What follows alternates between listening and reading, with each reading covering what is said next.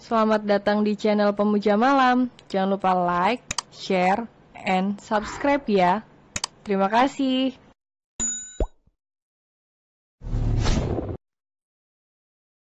Episode 8 Hati yang Bahagia. Atalah berteriak dalam tangisannya karena masih syok kecebur kolam ikan. Kap, abang selamat kok. Gak apa-apa sayang. Ucap Aurelia begitu lembutnya ketika berhasil mengangkat tubuh bocah itu. Dan sekarang sudah dia gendong untuk keluar dari kolam ikan tersebut. Bocah tampan itu dalam keadaan menangis kencang menatap wajah Aurelia yang juga turut basah kuyup. Wanita muda itu di saat keluar dari kolam, diusapnya wajah bocah tersebut karena ada beberapa kotoran tanah yang menempel. Dan di saat waktu bersamaan juga, Emran dan Mama Siva yang mendengar tangisan kencang Atalah bergegas keluar dari ruang kerja. Kemudian mencari keberadaan Atalah. Kaki abang sakit ya, nanti kita obati ya. Kap jangan nangis lagi nanti gantengnya abang diambil sama ikan mas loh. Ucap Aurelia coba menenangi, sembari mengusap kedua lutut bocah itu yang mulai memerah. Atalah dalam kondisi sesegukan masih menatap aneh pada wanita yang menggendongnya. Sekarang mana lagi yang sakit? Tanya Aurelia, sembari memeriksa tubuh Atalah yang ada di gendongannya. Tanpa disadari Aurelia, dirinya sudah sedang diperhatikan oleh Mama Siva serta Emran. Emran ingin langsung mengambil Atalah, akan tetap Mama Siva menahannya sebentar. Dan menyaksikan bagaimana Aurelia berusaha menenangi Atalah. Lalu tak lama Atalah yang tinggal sesegukan, tidak menangis kencang seperti tadi, menolehkan wajahnya. Dedi, panggil Atalah sembari merentangkan kedua tangannya seolah-olah minta diambil. Aurelia yang mendengarnya, seketika itu juga menolehkan wajahnya dan melihat dua orang tersebut. Sejenak pandangan Aurelia terkesiap melihat pria yang dipanggil Dedi oleh bocah yang dia gendong. Sementara itu Mama Siva tersenyum tipis pada Aurelia, wanita muda yang kini tubuhnya basah kuyup, sama seperti Atalah. Aurelia mulai gugup dan menurunkan pandangannya setelah sempat membulatkan tatapannya saat melihat pria yang begitu tampan. Melebihi ketampanan suaminya sendiri, Emran dengan ekspresi datarnya mengikis jarak dengan Aurelia, lalu mengambil anaknya dari gendongan wanita muda itu. Maaf tuan, tadi anak ini jatuh di kolam ikan, jadi saya buru-buru angkat anak ini. Ucap Aurelia menjelaskan dengan rasa agak takut disalahkan. Dan tak berani menatap pria yang begitu sempurna wajahnya, tak ada celah sedikit pun. Kita ganti baju dulu ya, San. Ucap Emran pada Atalah, bukan pada Aurelia. Sementara wanita itu menundukkan kepalanya ketika pria itu mengambil Atalah. Lengannya tak sengaja bersentuhan dengan jemari Emran. Ini adalah interaksi kedua bagi Aurelia yang begitu dekat dengan pria selain suaminya. Aurelia banyak di luar sana pria yang lebih baik dan hebat dari suami kejam yang kamu cintai itu. Paling tidak lihatlah orang yang ada di sekelilingmu, bukalah matamu selebar mungkin, dan lihatlah duniamu yang sesungguhnya. Bukan terpaku dengan pria yang tidak menganggapmu sebagai seorang istri, tapi masih saja kamu menginginkan cintamu terbalaskan. Mama Siva mendekati Aurelia. Kamu melamar kerja di sini kah? Tanya Mama Siva. Iya Nyonya, saya mau melamar kerja sebagai pengasuh di sini. Wanita tua itu kembali tersenyum. Kamu ikut dengan salah satu maid di sini untuk ganti baju, nanti kembali ke sini lagi. Pinta Mama Siva. Terima kasih, Nyonya. Aurelia bernapas lega, setidaknya dia tidak disalahkan tentang kejadian bocah tadi. Ruang kerja. Aurelia sudah mengganti pakaian basahnya dengan pakaian bersih milik salah satu maid. Dan kini dia sudah duduk dengan gugupnya di tengah-tengah sorot netra Emran dan Mama Siva. Tak bisa dipungkiri jika menatap netra elang Emran, membuat degup jantungnya berirama lebih cepat. Sama seperti hal ketika dia pertama kali melihat kedatangan Davi. Hati wanita manapun tidak bisa menampik jika netra elang Emran bisa menghipnotis wanita manapun, mungkin termasuk Aurelia. Namun, sebagai wanita yang sudah memiliki suami, diturunkanlah pandangan matanya. Lalu mengalihkannya pada lantai marmer yang diinjaknya. Perkenalkan diri kamu. Suara bariton yang terdengar berat namun terasa penuh wibawa sebagai pimpinan, kini terdengar lagi di telinga Aurelia. Nah, nama saya Aurelia, usai saya 18 tahun, Tuan. Jawab Aurelia terdengar gugup, sedikit menaikkan pandangannya, lalu kembali menunduk. Masih muda juga, kamu dari yayasan mana? Tanya Mama Esvia yang kini bergantian bertanya. Wanita muda itu menatap wanita tua yang masih terlihat cantik. Maaf Nyonya, saya tidak dari yayasan manapun. Kebetulan saya tahunya dari tetangga yang kebetulan saudaranya bekerja di sini, kalau tidak salah Pak Yusuf namanya. Imbuh Aurelia dengan hati-hati berkata, berarti kamu tidak punya pengalaman kerja mengasuh anak? Emran kembali bertanya dengan tatapan dinginnya. Aurelia mengalihkan tatapan ke pria tampan itu, dan kembali gugup. Iya Tuan, saya memang tidak ada pengalaman mengasuh anak, tapi saya terbiasa mengasuh adik saya dari bayi.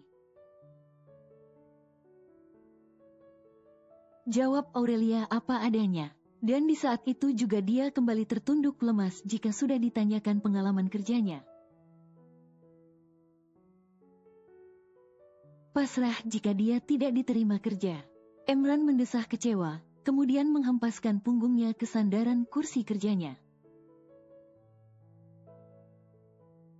Sesekali dia menatap Mama Siva yang masih betah menatap Aurelia. Sedangkan dirinya sudah malas mengajukan pertanyaan setelah tahu background pengalaman kerjanya tidak ada. Suasana terasa hening sejenak. Kamu suka dengan anak kecil? Tanya Mama Siva, kembali teringat saat Aurelia menolong Atalah. Dalam pandangan yang tertunduk, Aurelia mengangguk pelan. Iya Nyonya, saya sangat menyukai anak kecil. Jawab jujur Aurelia. Baiklah, kamu diterima menjadi pengasuh Atalah, anak yang tadi kamu tolong. Tapi tetap harus melalui uji coba selama sebulan. Jika pekerjaan kamu bagus, telaten mengurus cucu saya. Maka akan kita perpanjang kontrak kerja kamu. Jadi mulai besok kamu sudah bisa bekerja dan tinggal di sini, kata Mama Siva. Wajah Aurelia langsung berseri-seri ketika menatap Mama Siva, tak menyangka dirinya diterima kerja. Namun ada hal yang belum dia siap yaitu tinggal di mansion. Alhamdulillah, terima kasih Nyonya, tapi bisakah saya tidak tinggal di sini? Tanya Aurelia, agak tidak enak hati untuk bertanya. Kenapa? Semua babysitter yang bekerja sebelumnya memang tinggal di sini. Kata Mama Siva, sementara Emran tidak banyak bertanya, jika sudah mamanya ikut campur. Kalau diizinkan saya kerjanya pergi pulang Nyonya. Kebetulan saya sudah menikah dan rumah saya juga tidak terlalu jauh dari sini. Jawab Aurelia pelan. Netra Mama Siva melebar. Sedangkan Emran hanya mengusap keningnya setelah mendengar wanita muda itu sudah menikah di usia 18 tahun. Kamu sudah menikah. Usia kamu masih terbilang muda loh. Ucap Mama Siva. Iya Nyonya, setelah lulus sekolah, saya menikah, dan baru 3 bulan yang lalu. Jawab Aurelia terdengar ada nada penyesalan. Emran menarik dirinya dari sandaran kursinya, kemudian mengamati wajah wanita muda itu. Sudah mah, kita coba dulu dalam sebulan ini. Jika statusnya sudah menikah juga tidak masalah. Yang penting bisa bekerja mengurus Atalah, kalau tidak bisa bekerja, tinggal kita cari kandidat yang lain. Timpal Emran dengan tegasnya. Lagi pula jika babysitternya sudah menikah, berarti dia tidak memiliki pengasuh yang genit padanya. Karena sudah beberapa kali ganti babysitter, banyak yang sibuk mencari perhatiannya ketimbang memperhatikan Atalah. Mama Siva pun menganggukkan kepala, tanda menyetujuinya. Ya sudah Aurel, kalau begitu jam kerja kamu mulai masuk jam 7 pagi hingga jam 7 malam. Gaji kamu untuk di awal masa percobaan sebesar 4 juta, untuk makan selama di sini akan tersedia. Dan besok sudah mulai bekerja. Lanjut kata Emran. Aurelia menarik sudut bibirnya saat mendengar keputusan Emran, sama sekali tidak dipersulit, benar-benar tak disangkanya. Emran pun sebenarnya juga sudah pusing waktunya banyak tersita mencari pengasuh anaknya. Walau sebenarnya dia tipe perfeksionis jika mencari pengasuh, tapi kali ini di luar standarnya. Anggap saja bayar hutang budi telah menolong Atalah. Alhamdulillah, terima kasih Tuan dan Nyonya saya sudah diterima bekerja di sini. Insya Allah saya akan bekerja semaksimal mungkin. Terima kasih, ungkap kebahagiaan Aurelia.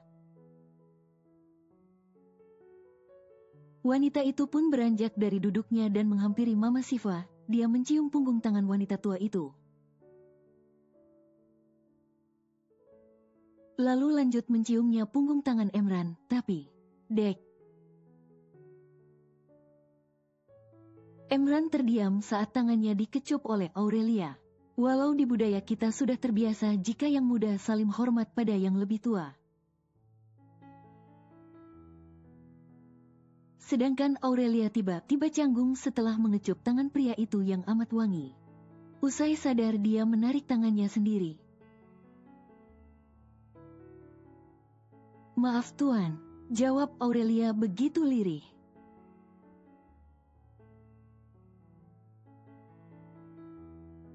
Hari menjelang sore. Aurelia dan Lilis kembali pulang dari mansion. Dengan hati yang bahagia wanita muda itu selalu mengucapkan rasa terima kasihnya pada Lilis. Karena melalui Lilis lah dia bisa mendapatkan pekerjaan yang dibukakan pintunya oleh Allah. Sekarang mereka berdua tidak langsung ke rumah masing-masing, tapi mampir sejenak ke rumah Bu Tin. Alhamdulillah, Neng, Ibu ikutan senang kamu diterima kerja. Jadi kamu boleh pulang pergi, tidak tinggal di sana? Tanya Bu Tin. Iya Bu, saya diizinkan untuk tidak tinggal di sana, jadi bisa pulang pergi. Jawab Aurelia, tersenyum hangat. Namun, senyumannya tiba-tiba saja redup teringat jika dia berangkat pulang pergi dari rumah ke mansion, berarti butuh ongkos. Sedangkan uang yang dia miliki hanya 100.000, itu pun sudah berkurang untuk bayar hutang sayur. Lalu sore ini dia mau beli beras dan telur di warung Butin. Jadi uang dari mana buat ongkos kerjanya? Tidak mungkin kan dia minta gaji dibayar di muka. Loh kok tiba-tiba kamu jadi diam? Tanya Butin dengan tatapan menyelidiknya. Anu Bu, baru ingat kalau kerjanya bolak-balik, berarti saya butuh. Gak sanggup Aurelia melanjutkan ucapannya. Di satu sisi dia senang diterima kerja. Namun di satu sisi dia masih memiliki kekurangan, yaitu uang. Butin tersenyum tipis dan sangat paham dengan maksud kata Aurelia. Karena dia juga pernah mengalami saat anaknya pertama kali diterima bekerja di salah satu pabrik. Wanita parubaya itu pun meninggalkan Aurelia dan Lilis sejenak menuju warungnya. Kemudian tak lama dia kembali lagi, dan duduk di hadapan Aurelia. Neng, ini ibu ada uang. Kamu pakai dulu buat ongkos kerja kamu. Nanti kalau sudah gajian, baru kamu pulangin uang ibu. Kata Butin sangat tulus membantu, sembari menyodorkan amplop putih ke tangan Aurelia. Tangan Aurelia gemetar menerimanya, netranya pun berbinar-binar. Bu, ambillah, kamu pasti butuh buat ongkos kerja kan? Kata Butin agak memaksa. Tetangga adalah saudara yang paling terdekat dengan keberadaan kita, maka dari itu baik-baiklah bersikap pada tetangga. Karena mereka penolong pertama kita di saat keadaan yang tak terduga. Ya Allah, saya gak menyangka ibu sudah banyak membantu saya. Alhamdulillah, terima kasih banyak Butin.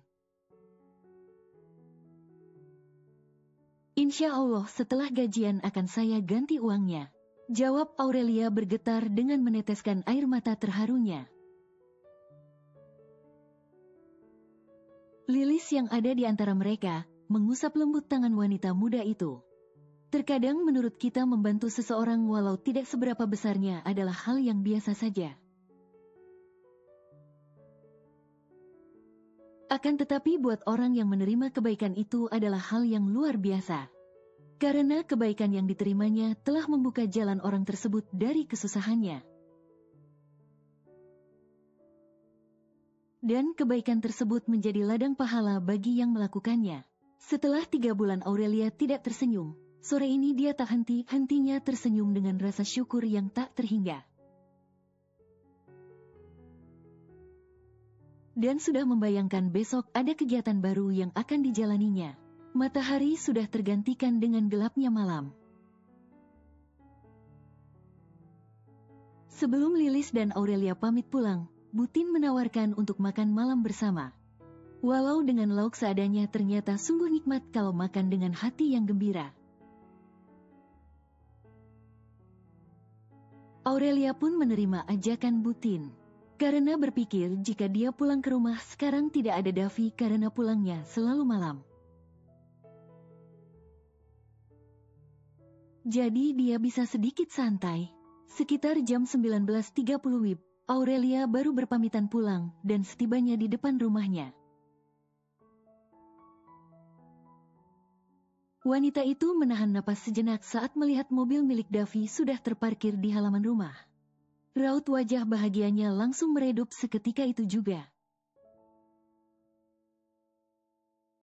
Tumben, dia sudah pulang. Gumam Aurelia, mendesah pelan. Lalu kembali melanjutkan langkah kakinya untuk masuk ke dalam. Diputarnya kenop pintu depan rumah, lalu netranya sudah menangkap 2 orang yang sedang bermesraan di ruang tamu. Davi yang merasa mendengar pintu terbuka, mengurai dekapannya dan Faisal menoleh ke arah pintu dengan senyuman sinisnya. Sesak sekali hati Aurelia melihat kemesraan mereka berdua, namun dia berusaha untuk menguatkan hatinya. Tanpa menyapa kedua orang tersebut, Aurelia kembali melangkah kakinya menuju kamarnya. Sementara itu Davi bangkit dari duduknya lalu menghalau keberadaan Aurelia. Hebat dari mana saja kamu? Sudah pintar ya, sekarang kelayapan di luar sana. Dan meninggalkan rumah kosong sampai malam begini, hardik Davi dengan menelisik penampilan istrinya dari ujung kaki hingga ujung kepalanya. Sungguh sangat berbeda dari biasanya, pikir Davi. Bersambung.